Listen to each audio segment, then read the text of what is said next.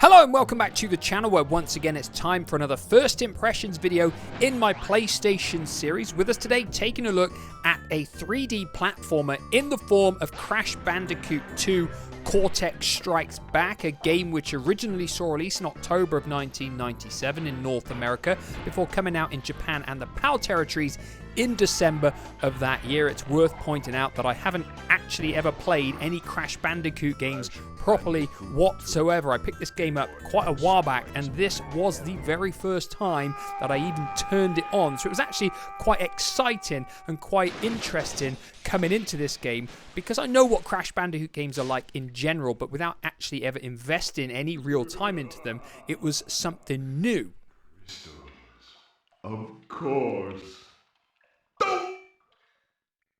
So the story for Crash 2 revolves around Dr. Cortex tricking Crash into thinking that he wants to save the world, and he sends Crash on a quest to collect the 25 crystals from around the Insanity Island so that he can contain the power of an upcoming planetary alignment which will keep the planet from being destroyed. Crash does get various warnings throughout the game from Coco and Cortex's former assistant, Dr. Brio, to try and warn him about Cortex, with the latter urging Crash to gather gems instead of crystals. An enemy.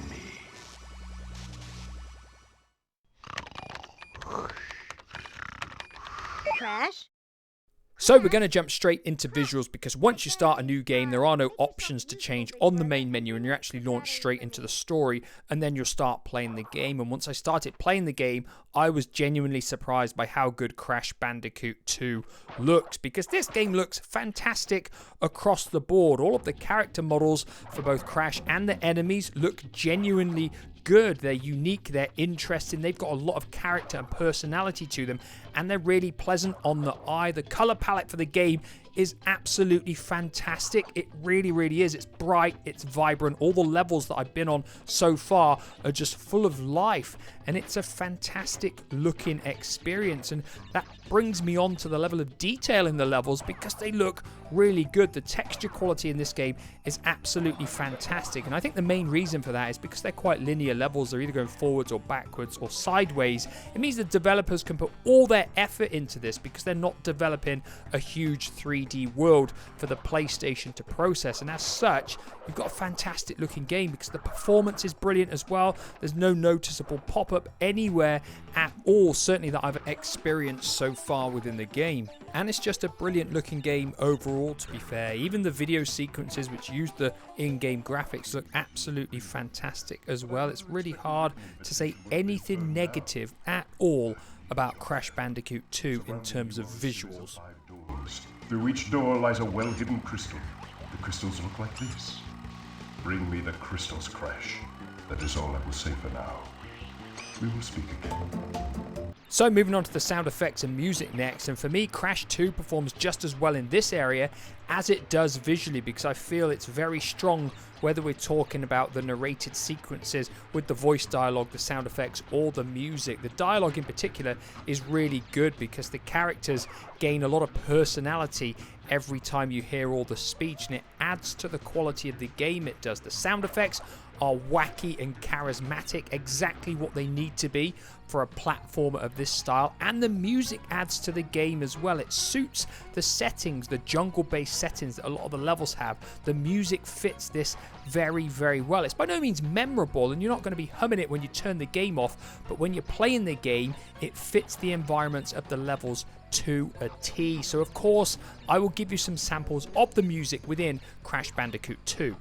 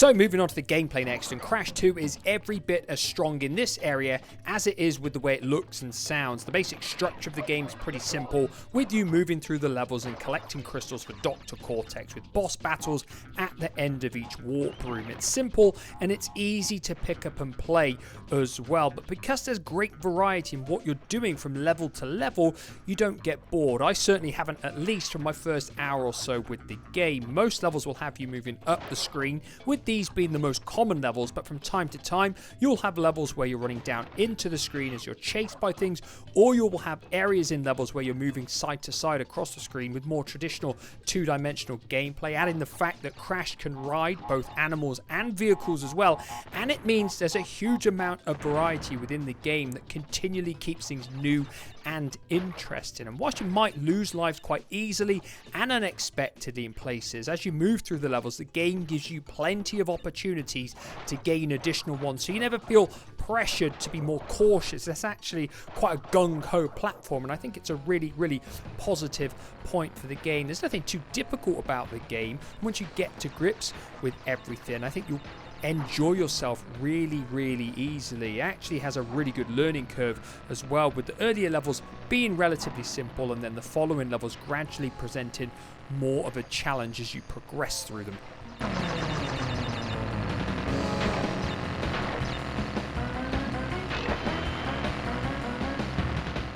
In terms of how actually Crash controls, you move him with the D-pad, and he can do a spin attack, he can jump, he can crawl and slide, and he can do a jumping belly attack as well. It's worth pointing out it doesn't support analog control, but it does actually control really well with the D-pad. My only issue is that if you were going to play this for a long period of time, because most of the levels he's moving into the screen, your thumb's probably going to start to feel a little bit uncomfortable perhaps after a while, but it's not really a major problem. There's loads of boxes to break and items to collect, like apples, extra lives and voodoo masks, and I feel that on the whole, in terms of the way the game is structured and the way it plays, Crash Bandicoot 2 performs almost flawlessly.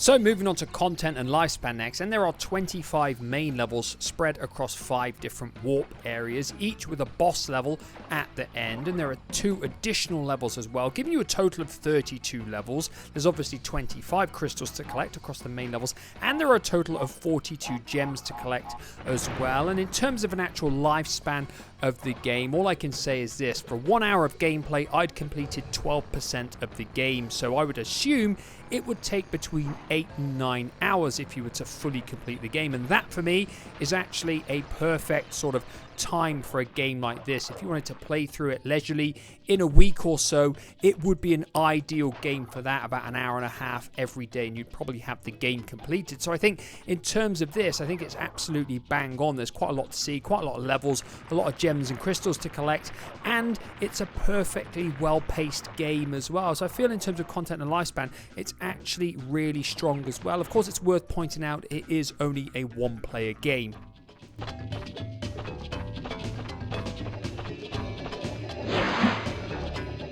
So like always, that leaves me with my 2 final questions. Is Crash Bandicoot 2 a game I'm going to come back to and play more of and potentially complete?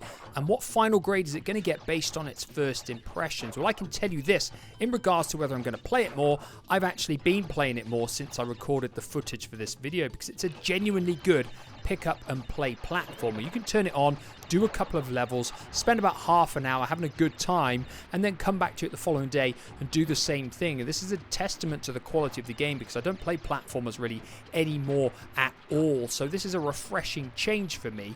Now, in terms of what final grade is it going to get, currently in the PlayStation series, Ridge Racer Type 4 is at the top of the pile with a B+, but for me, Crash Bandicoot 2 is actually that little bit better in terms of its first impressions. I think it genuinely does everything almost perfectly in regards to setting a fantastic first impression within that first hour or so. It looks good, it sounds good, it plays good, and it's very well structured, which is why Crash Bandicoot 2 is getting a very impressive A grade. It really is that good in my opinion, and it actually genuinely surprised me because I wasn't expecting it to perform as strongly as it has. Now, of course, these are just my opinions and my opinions alone, and I'm always interested in hearing everybody else's opinions on all of the games I look at. Of course, a lot of people, I imagine, will have played Crash Bandicoot 2 because it was a very popular PlayStation game when it came out. I'm sure a lot of people will be surprised